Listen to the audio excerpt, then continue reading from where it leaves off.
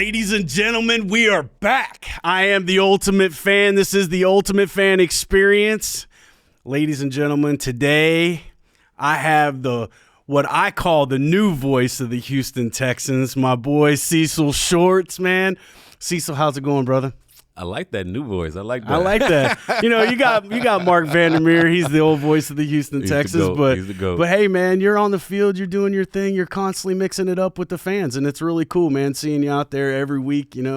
Just whether it be the Crown Royal game or the or the helmet turn or what all the cool things that you're doing. Whether it be the Whataburger challenge, the field goal kick, you're out there, man. You're on the field. You're mixing it up with the fans, and it's really cool to see, man. Man, it's a lot of fun. I didn't realize how fun it would be. I was very nervous about taking that job, first of all. Right. When they first offered it to me, I'm like, I don't know if I'm the right fit. I don't know if it's going to be I'm weird. A player, man. I'm like, I don't know. Yeah, right. I'm like, but to be around the fans and to interact with them and to see how passionate they are about the Texans, how much it means to them, and then this opportunity for them to come on the field. Yeah. It may be their only time they get to be on the field, right? It may be that only opportunity they can be that close to the players, to the referees, to everybody Kicking around, a field goal, whatever. And they get to look up and see 80,000 people going crazy because the game's still going on. Absolutely. It's a crazy, crazy moment. So, man, it's a blessing to be there, but it's a lot of fun. Right. And you got like a whole team behind you too. Like, we got the DJ booth running up there, really cool. You know what I mean? It's like you guys are running around the stadiums pretty. Man, Keisha and St. Chris, they call them now. Gotta make sure I say it right. Yeah, right. Like working with them has been the best part of the job. And Chris was on the show a few weeks back, man. He was talking about the DJ and stuff like that. So it was nice to see they brought him back. And for sure. I think it's going to be a real hit this year with the stadium, especially with the boys rocking on the field and him rocking the DJ booth is going to be really cool. It's going to be a hit. Like you can't help but hear the music, right? Yeah, and now it's like. And think about it, when you in the mall or something, you hear music, you just gravitate to whatever's going on, exactly. Right? But when you're on the field in that moment in the game, right? Like when Sunday night comes and that kickoff is about to come, and the music, whatever the song he chooses, it's gonna be. It ain't just the mariachis, but be Chris crazy. Gonna be killing it too up there for sure. So I wanted to start this off, man. A lot of people might not know this, but like you started off as the enemy. You put it that way. You put it that way, right? Yeah, you're drafted by Jacksonville. Yeah. And you came and played for that team down to the right of us for a while. and then you came to play for the Texans. Mm-hmm. How did that go down for you as far as that went? It's interesting. So in Jacksonville, like I said, I was drafted there. I played 4 years there. I think I had 3 head coaches in 4 years. I had 3 offensive coordinators in 4 years. I had 2 GMs in 4 years and 2 owners in 4 years. So for me, I was looking to go somewhere with some stability. Right. My first option, of course, I think everybody wants to kind of stay where you are to get that next second contract, whatever the case may be. I've been there 4 years. It's kind of like high school, college, right? You've been there, you know everybody, you know the city. But once we agreed, okay, they was like, hey, we're not going to sign you back. I was like, cool. Let me go somewhere stable. Right. Let me find a franchise and H-Town was that wins, that's about winning, that has the same, it's stable from top to bottom. Yeah. And happened to be Houston. Right. And actually really, really enjoyed my time here, but they treat you like home, like family. Man. Right. And what a year it was, right? Oh, it was a crazy year. It was a crazy year. It was a crazy year. First to beat Indy. That was a good in one. He put us into the playoffs. Put us in the playoffs. T.Y. Hilton always did a number with us anyways. He always say that's we don't talk about him too much. But he got a son now. I heard. I think it's like he's good. He's good. Yeah, right. I want to say he's like University of Wisconsin. He won't be that good though. But he is good. I'm like, but I mean, I'm getting old. that fruit did not fall from the tree. That's for sure. Wide receivers. Mm-hmm. I mean, I don't think any team has a wide receiver core the way we have one right now. I've looked throughout the NFL and I can see, you got 1 or 2 good receivers, right? We got 5. I mean, if not 6 or 7 of top guys that are like going to be catching the ball and stuff. So my first question to ask you is like, you've seen them. I mean, I'm sure you've seen practices you've been to and things like that. What is your take versus like when you played versus the core we have right now?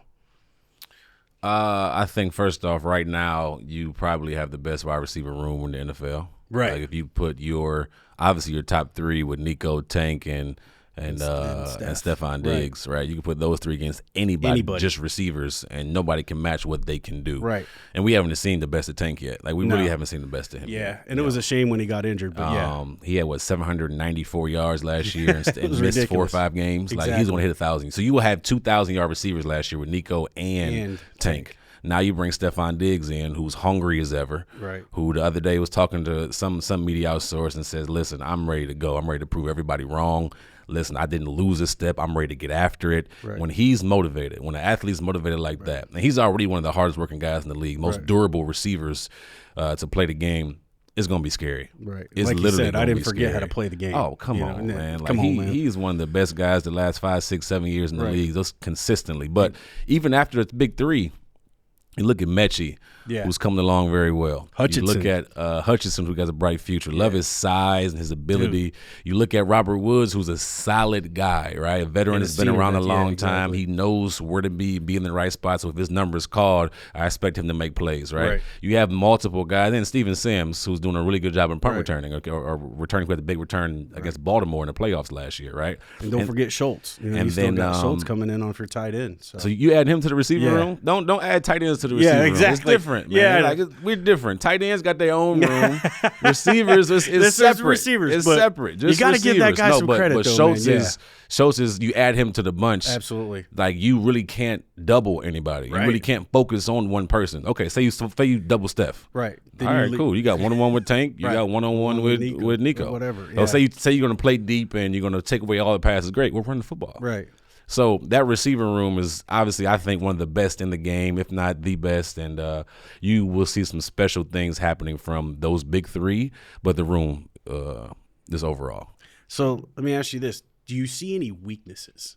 I mean, the only thing I can see, I would see even a weakness, and I don't even think it's a weakness that much, but the part of they're young. Like the Tank's young, Nico's young, still. The thing about the young part, when you have veterans like Robert Woods and Stephon Diggs, who've been around the game for a decade plus, those weaknesses they can coach those guys up on what they need to do and what they not need to do, right? What they see, what they don't see. Like if you've been in training camp, like Nico and Stephon are eating. Nico and Tank are eating up everything from Stephon. If it's during practice, if it's after practice, if it's Robert Woods talking to him, they're learning so much. They're a sponge now. That's what Hutchinson was saying too. He was like the younger guys will learn. That's how a good room, no matter what position it is, should be. The younger guys should learn from the vets, and it's not by mistake Stephon Diggs is the captain. It's not by mistake his first year, which was here, just announced, by the way, by the time first year here, and he's a captain. Yeah, right. He's given that example, that leadership since the day he came in the building. Exactly. So is there weaknesses? I can't say there's anything glaring right now. I would have said guys got to stay healthy. Right. Got to stay healthy, and there's special things that happen. Well, this week is opening week. We open up against another team up north, the Colts, who can't stand them, by the way. Being honest. I mean, I played in Jacksonville, and it's probably because they were good, right? Just being honest, they probably because they were good, right? But you play against Jacksonville, you didn't like them because they used to always win the division. Yeah, you had Peyton Manning, and then I come to Houston, and I'm like, I still don't like them because we couldn't beat them for a while, right? Yeah, exactly. And then we finally do it. 2015, we were like, bam, we hit it. Finally. That playful, hate kind of just stays there. Yes. So anytime you play the Colts, I'm like, come on, we gotta figure out a way to beat them. Right. And so you guys did, and and to get us into the playoffs. It was a huge push for us, beating Indy, and they were like, it was a good milestone for us to kind of move it forward a little bit and stuff like that. What should the offense be prepare for say the Colts? Like what should we be ready for? I mean, like you said, we know we have a good receiving core. Our running backs are, Mixon is are we going to see him game one? Yeah, I'm confident. Yeah, I'm confident we'll see him game one. I know that was still like I'm not sure kind of thing or whatever. I'm hopeful. But yeah, me too. What should our offense be looking at for the Colts? Because to tell you the truth, I haven't heard anything that's scaring me about the Colts. But I know that young quarterback they have is Richardson. He's not a joke. Richardson, and he proved that last year. For athletic ability kind of scares me a little bit. Just him being able to. His size, his power, him being able to run the football. We saw a little bit last year early on, right? I think he had maybe 2 rushing touchdowns early on in that game before he went out. But his ability to break out the pocket and just run and just be a guy, right? That makes me nervous a little bit. I think their front seven is solid. Yeah, Zaire Franklin and those guys there. That front seven, the D line is really good. Their linebacker core is really good. They'll come to play. Plus, CJ and I think Zaire are going back and forth in different podcasts in the summertime. I mean, they had a little beef going back and forth, which makes the game fun to watch, right? I think it's a respect there. Yes. They obviously know each other. They're good. Boom, boom, boom. Yeah. I think there's a respect there, but they're going to try to, go at each other for sure. So their front seven is good. Not sure about the back end. And then offensively, of course, you got Jonathan Taylor. You got to watch for him. Mr. Consistent. Michael Pittman Jr., he's been consistent the last 3-4 years. Why I gave him this money. Yeah. He'll have 1,000 yards. He'll make plays. He can make plays down the field. Big old guy. But I like our matchup with our corners versus their receivers, just being honest. Absolutely. I think for us on the defensive side, we need to stop the run. Right. Like if you stop JT and then you make Anthony Richardson beat you with the pass, right? So you got to obviously blitz from certain angles. You can't blitz from up the middle, let him get outside. You got to kind of just contain the edge. Contain the edge and be precise of how you want to blitz him, mixing coverages up, try to confuse him a little bit, and get some turnovers. But one thing I learned about turnovers, and you saw it in one of the preseason games, turnovers come in bunches. Right. So if you get the young guy to throw you one early on, it's more coming that game. I can guarantee you that. So, but he's definitely a guy to watch for the future. And I'm kind of mad he's in our division, but should be a good game. If you could be in the huddle, play one, right? Kickoff zone. We're in the offense. You're in the huddle. Okay, put my helmet on. Right. What is the message that you give for the guys? Oh wow, you put me on the spot. Yeah. So I'll go very simple here. It's 2 of them. Number 1, don't let the game speed you up. What we do in practice is the same thing we need to do in the game. The same technique we teach, the same fundamentals we teach, the same way we do everything. Let's do the exact same way. Don't let the game speed you up, because what happens is the lights come on. It's going to be a whiteout. It's going to be crazy in that particular stadium, and what they call Lucas Oil Stadium. It's going to be crazy there. The horse factory. But you can't let all the surroundings speed up what you do. Play your type of game. Whatever type of player you are, be the best player in your role. So if you're a special teams guy, be the best player in your role. Right. If you're a number 1 receiver, be the best player in your role. If you're our left tackle, be the best player in your role. If you just do your job and don't let the game speed you up, we'll be fine. We got too many players not to. Let's talk about your teammates. The guys you played with or whatever. You got any good memories about any of these guys? I'm gonna holler off a name. You tell me what you think, or if you got a story about him. But we'll start with Mr. Big Guy himself, J.J. Watt. What was it like playing with that guy? Unreal. The plays he would make, because I played in Jacksonville, so you see all the touchdown catches he has, you see all the sacks, you see all of the impact from afar. Then you play him twice a year in the division, you see the impact he has. But to play with him every single game and to see what type of player he was, the type of work he put in each and every day. Quick memory, he flew us all out to Wisconsin. 2016 off season, he flew about 30, 40 guys out, and we worked out there for like a week. Right. And just that room is ate pretty good, intense. I've seen it. Parents fed us well. A lot of team bonding. It was a lot of fun. It was a good time just to spend with. Was it cold or warm up there? It was decent. A good team. It was decent. So it was just good to spend time with the team and have that experience too. So it was cool. First time flying a private jet too. That was dope. Never flew a private jet before that. DeAndre Hopkins. Sensational. One of the most naturally talented receivers I've been around. I played with Justin Blackmon, who a lot of people may not remember. Oklahoma State grade, top 5 pick. He was unbelievable. Played with Mike Evans. Still going. Eventually a future Hall of Famer. For sure. And then DeAndre Hopkins, just unbelievably talented. Huge hands, by the way. He 3X, something like that, 4X. Just ridiculously just sized. Ridiculous ability to catch the football. Right. You would think you have him covered, and you really don't. He's able to snag it no matter what. Out of the air, man. Very natural. A lot of people don't realize he was a hard worker. He cared about winning. He cares about winning. There was times we were on the sideline, and I think it was me, Nate Washington, Jalen Strong, Keith Mumphrey, some others, and he's like, "Hey, Cecil, are you open?" I'm like, "You damn right I'm open. I'm always open in my mind. I'm always open. Receiver always gonna think they open." Like, "Hey, coach, get him the ball. Hey, Nate, you get us the ball." He was trying to find ways to get us the ball, so that we can go down the field and win. He wasn't just thinking about himself, right?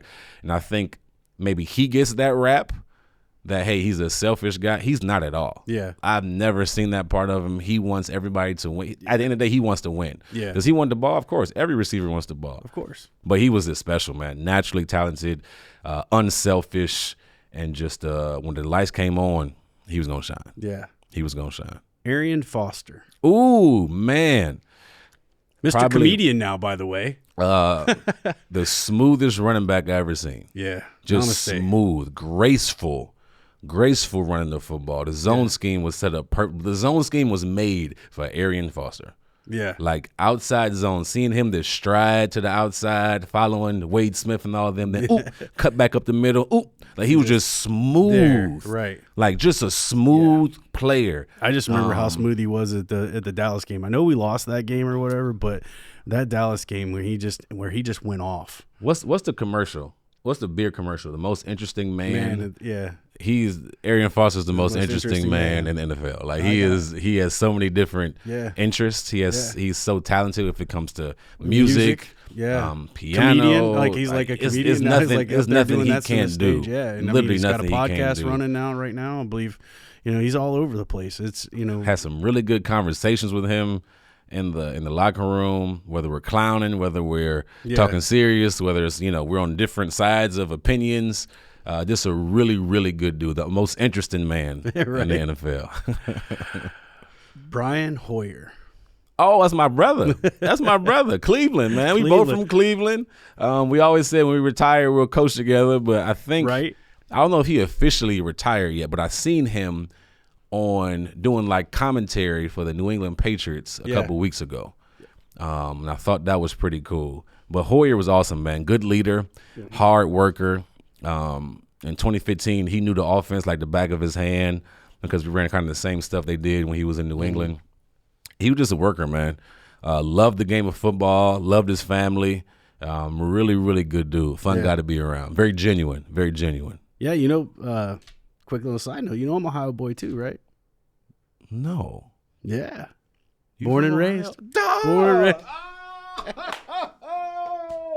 I know you're from the Midwest. Yeah, man. Yeah, born and raised, man. Oh, I knew you were a good guy. That's how it is. I knew it. I just knew it. Okay, that's what's up. Yep. What part? So I'm smack dab in the middle of the state, about 45 minutes north of Columbus, small little town, Mansfield, Mount Vernon area. Yes. So Yes. So a small little town called Fredericktown, Ohio. Very nice. I tell everybody when I moved away from there, they changed the population marker. It's so small, but I love my hometown. I love my hometown. I wouldn't have rather grow up anywhere else. So that's amazing. But I got here Valentine's Day in '97. Texas didn't have a team. So I grew up a Pittsburgh Steelers fan. But I'm sorry to hear that. Yeah, don't be sorry, man. That's wait. You were born in Ohio and were a Steelers fan? But I'm about to ruin his. I'm about to ruin Don't his say mood Michigan. here in a minute. Oh yeah, dude. I know, right? We're done. We're good. It's over. I mean, imagine what it's like in my house. Yeah, really? It was the helmet for me, dude. Growing up, it was the helmet for me. But you want to hear even another killer story? So growing up, my high school colors were scarlet and gray. That's literally. I played for the Fredericktown Freddies, and they were scarlet and gray. What is wrong? I don't know what was wrong. I'm telling you, it was the helmet. It was the helmet. At that time, it was probably the whole Tom Brady thing. It was also probably the fact is that Michigan was winning more than Ohio State. Not to say that Ohio State came back, and now I got to give them their kudos. It was Ohio State come back and evened up the score a little bit. Some type of way. I'm not gonna lie. I can't even hear you. Right I know. now. I know. I know. We're friends now. I heard your heart break. We bind with the Texans. But dog, how you heart from Ohio and like Michigan? I figured. No your heart offense to would Nico. break. Nico, we love you, Nico. Absolutely, Nico. We do love you. And anytime you want to come on, you just let me know, man. You're right there. But hey, I mean, how do you think being a Michigan fan in CJ, I mean, I was hard for me to swallow, but now I'm glad that I actually swallowed that pill. Yeah, you know, and I don't even think about that anymore. He's a Texan. CJ never beat y'all though. That is true. I didn't want to bring it up. I let you bring it up. That was sad. It hurt my feelings. You know, but we need a whole other segment to talk Ohio State, Michigan. We need a whole other segment. Well, that we can go just so you know, we will have a part 2 of Ultimate Cecil, Michigan, Ohio State. How about that? I'll bring Nico, you bring CJ, there we go. and we'll just have us a nice little conversation. How about that? There we go. Absolutely. There we go. Absolutely. It's going to be a good one. Who would have thought that? I know, Ohio right? State quarterback throwing to a Michigan receiver. Crazy. That's crazy. I actually think about it a lot. That's crazy. Yes. I think that is the first time it's been done. It's pretty cool. Yeah. It's pretty cool. Jadeveon Clowny. So Clowny's son went to school with my daughter Harper. Okay. So they were good buddies when they were in school. Clowny is just a fun, loving guy. That he is. Like, I love me some Clowny, man. And then he was interesting too because he would get a lot of flack because he wouldn't get like double-digit sacks. Right. He made an impact on the game. Right. He let JJ be able to do a lot of that stuff. Him and JJ together were perfect in my opinion.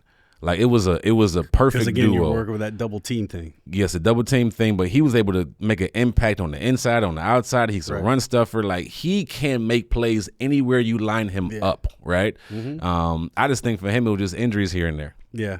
It would just stand on the field. But he did a killer thing with the Michigan too. Good Lord. Yeah, I was so happy he did that to y'all. That was a bowl game too. He knocked y'all helmet off. Bow. I knew that was coming. I had to bring it up. I can't even say. I apologize to the Ohio State fans.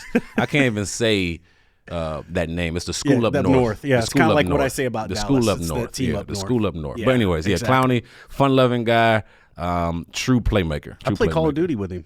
Oh, that's dope. Yeah, that's dope. So until he got mad, I think. Do you play NCAA? I do not. Okay, I would have beat you with Ohio You State. probably would. You probably would. But we'll come back with that one eventually. One more, because I think this is going to be a good one too for some reason. But Jonathan Joseph. Oh man, I don't know if J. Joe knows this, but I look up to J. Joe a lot, and I'll never forget being in Jacksonville and playing against him. And J. Joe will come to me after the game like, hey, you're a good player, but y'all need to do A, B, C, D, E, F, G because we knew y'all signals or we knew this or we knew that. And I'm like, huh. And we just kept talking from there. And we played him again. He'll say, hey, good job, boom, boom, boom, boom, boom, boom. And he was a coach on the field. And then you get on the same team. Then we get on the same team. Now we're doing it in practice. Right. You know what I mean? Like, hey, what you see here? Hey, good play, boy. Yeah. Like he was so special to me because not only was he a special player, but he was just a genuine guy. Right. Like he wanted to see you succeed. Gotcha. And what made him so good to me and why he lasts so long, I tell people all the time, the best cornerbacks, in my opinion, aren't the most athletic guys. It's not the 6'3", can run, can jump, can do all these things. It's the intelligent guys. Like J. Joe knew exactly what was coming every time I played against him. Gotcha. Like his intelligence of the game, his high IQ of the game, which has made him so hard to go up against. Like he understood, he studied film, you can see it when you played against him. So I was always been a big fan of J. Joe, and getting to play with him was pretty cool. Shout out to J. Joe, man. Right? Really good dude, really good dad. Really good dad. Big fan of him. I love J. Joe, man. Big fan of him. This has been an awesome episode, and I got these little questions for you, man. I know you're going to kill this, man, but let's start off with who is the toughest corner? And I think I almost know that because I think you were talking about him, but maybe that's not him. But who is the toughest corner you ever faced? Oh, wow. Darrelle Revis. Oh, okay. Wow. And Jonathan Joseph, probably. Darrelle Revis and Jonathan 1 and Joseph. 2. Yeah. Nice. Darrelle was unreal. I mean, he got yellow jacket or gold jacket, they call it. Right. Gold jacket, right? Yeah, but gold Darrelle jacket. was crazy. Right. What was your favorite stadium to play in besides NRG? But what was your favorite stadium? Favorite stadium to play in? I played in Lambeau Field one time. I always wanted to play in Lambeau and got to play in Lambeau. That was just, it was surreal. Did you just, get to do it's that so Lambeau historic. I didn't. Actually, it was my first 100-yard game that game.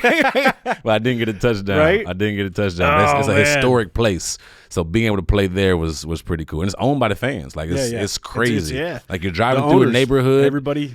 Like we're driving through like these homes, and I'm you like, get a certificate. Why are we driving through here? Yeah. And next thing you know, a stadium pops up out of nowhere. I'm like, this is cool. Most owners can actually walk to the stadium. That's pretty cool. Do you have like a go-to move when you get open? Like to get you open, was there a go-to move for you? Oh, I don't know if there was a go-to move. Now, if you ask some of my teammates, they might say something different. I used to get teased all the time in Jacksonville about how I ran my routes and certain things. Okay. So they might say something They might say that? But on the top of my head, nah, I just try to get open. So what was your most memorable game that you played for the Texans? Probably the Jets game. Okay. 2015 Jets. My whole life I was a quarterback. Okay. Whole life Y'all I was a didn't know quarterback. that? Bam, first on the Ultimate Fan Experience. So right from there. Little League, from 7 years old all the way up until high school. And then in college, I made the transition to receiver, but they still had me like kind of like wildcat or whatever the case may be. Yeah. But to be able to throw a NFL touchdown Okay. to Alfred Blue, Yeah. that is My pretty boy Blue. cool. That is pretty cool. So that's probably my most memorable moment. It's a few of them, but that's probably the one that stands out the most. All right. Which defender hit you the hardest? Patrick Chung, Clean the clock. 2012. All right, here we go. 2012, quick. I was running what we call a pot route. So I come in 5 yards, I get up to about 10 yards, and I cut across the safety's face, right? Mm-hmm. It's like a short post Pop route. Yeah. And normally run against too high, and we're playing against the Patriots. And we're driving down the field. I'm in Jacksonville to beat the Patriots. Mm-hmm. We're driving down the field, right? So we're driving down the field, and what happens is it starts in too high, and I believe one of the safeties come down and spies on me. Mm-hmm. So he comes and looks dead at me. Quarterback doesn't see it. I don't see it. I still run my route. There's no adjustment to my route anyways. Mm-hmm. He throws it. I'm thinking I'm about to catch it. As soon as I catch it, his head hits my head. Mm. That's the best sleep I ever had in my life. His helmet hit my helmet. The best sleep I ever had in my life. Man. So Patrick Chung hit me pretty hard, yeah. That ain't even sound right. That ain't sound right. Patrick Chung tackled me hard. Like, Patrick Chung did a football tackle on you. On me. I got you. Kind of. Yeah. We'll edit that out. Yeah. That ain't sound right. It's like head to head. Like, right. What's the no Diddy. No Diddy. Yeah, no Diddy. Yeah.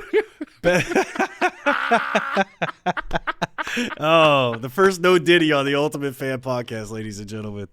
You get what I'm saying? Though. He came 100%. I went for it. He came and hit me. He knocked me out. I know you think this is getting cut out, but he knocked me out. It's all good. He knocked me out. No, that was seriously the best sleep I ever had in my life. Right. Best advice you ever got from a coach? I don't know. I had a lot of good coaches in my lifetime. Yeah. Like, it was so many good coaches I was able to be taught by.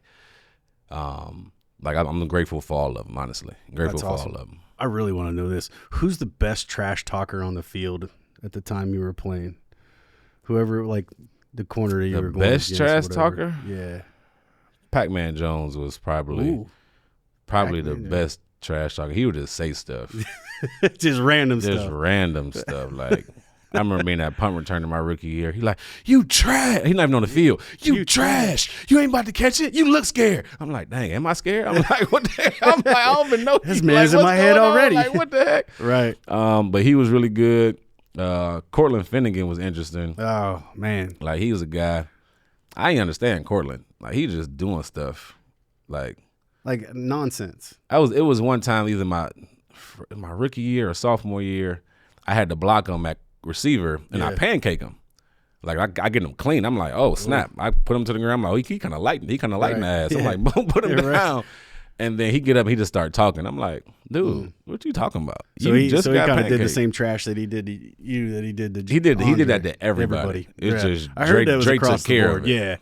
Yeah. That was him every the game. One-hitter quitter. That was him every game. It just Drake took shout out to Drake. He just took care of it. Shout out to Drake. Memorable fan interaction.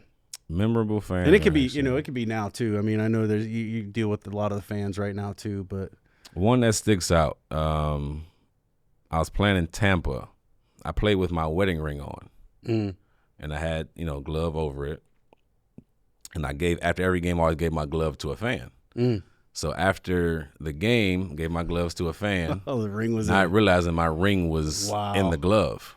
Wow. So a kid went over and beyond to find me, get it back to me. That's cool. And I didn't even realize it until, I'm like, wait, where's my ring at? Yeah. And I'm looking for it at the house, and I get all these messages. And he's like, hey, we got it, boom, boom, boom.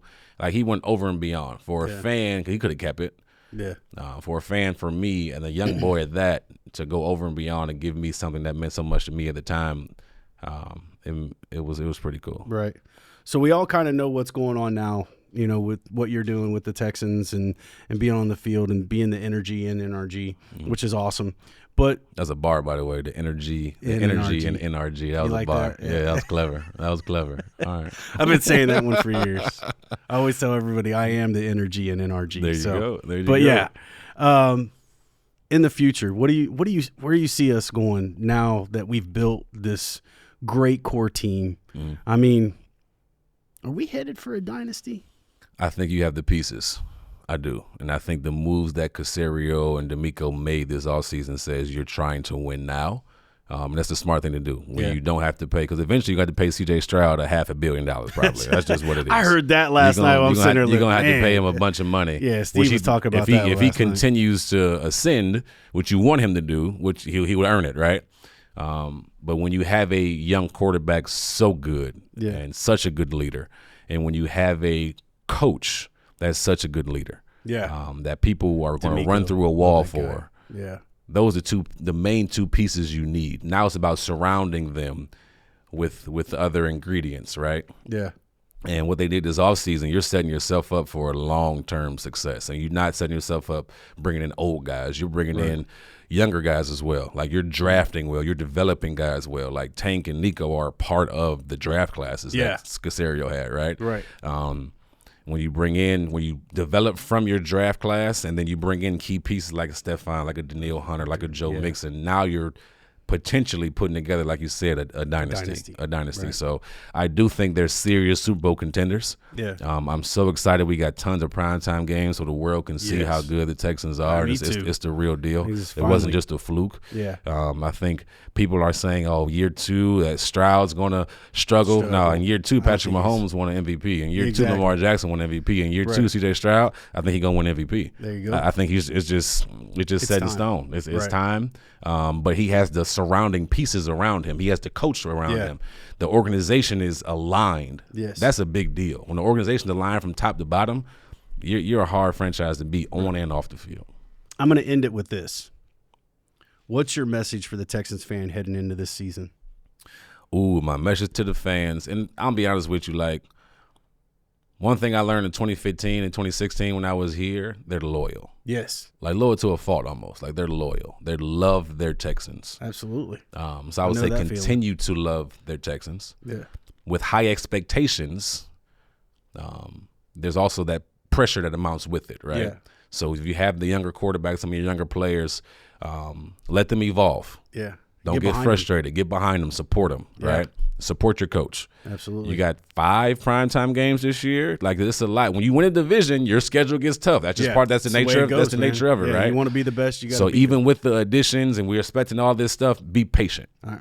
But it's real. Yeah. Like, it's real. You got a darn good team. We do. Houston, you have a darn good football team. We don't have a problem, Houston. You have a darn good football team. You got the coach, you got the GM, and you got the quarterback. Right.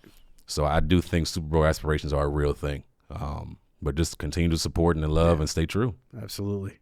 Well, there you have it, ladies and gentlemen. Cecil Shorts on the Ultimate Fan Experience. Man, it's been a great show, man. Can't wait to see you all next week. We'll see you later. Take care.